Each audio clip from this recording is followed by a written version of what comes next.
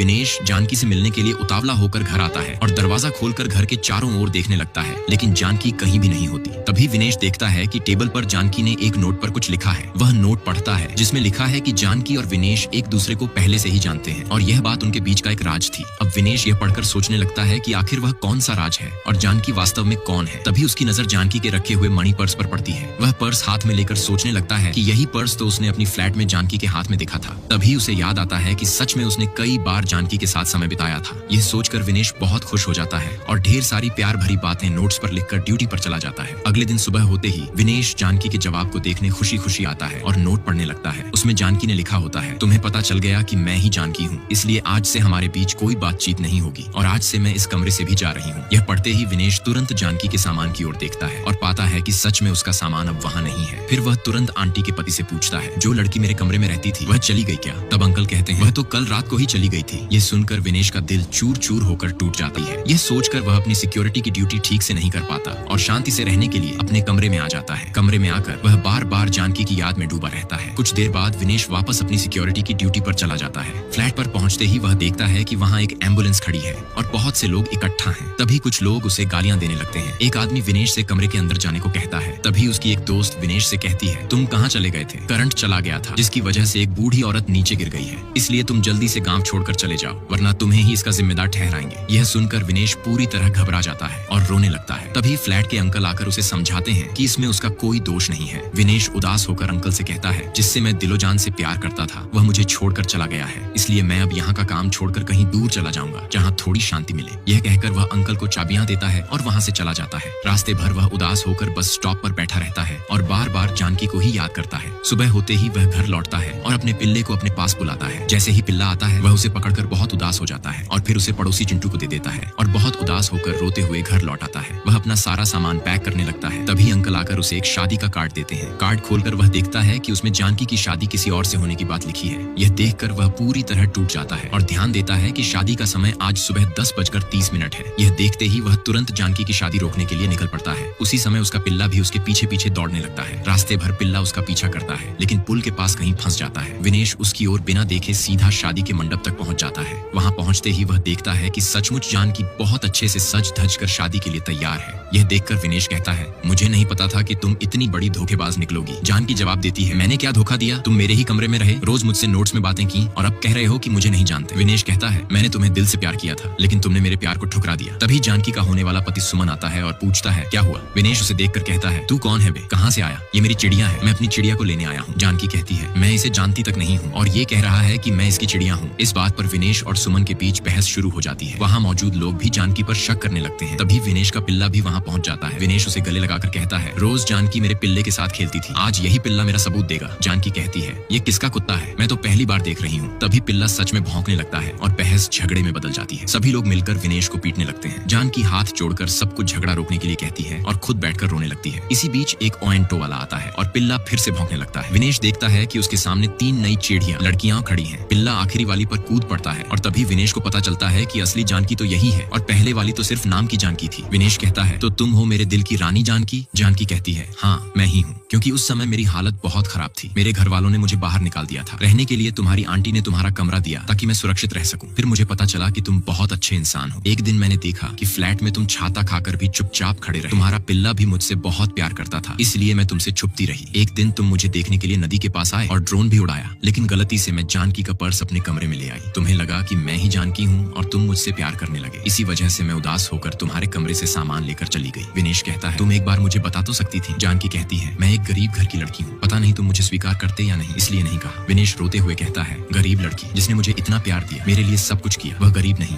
वह मेरी पत्नी बनने लायक है। जानकी रोते हुए उसे गले लगा लेती है और दोनों खुश हो जाते हैं। तभी असली वाली पहली जानकी आती है और कहती है, हेलो, तो तुम्हारा तो सेटिंग हो गया, मेरा क्या? विनेश कहता है, सॉरी सिस्टर, मुझे माफ कर दो, मैं इस चिड़िया के प्यार में अंधा हो गया था। अगले पार्ट के लिए लाइक और कमेंट करें।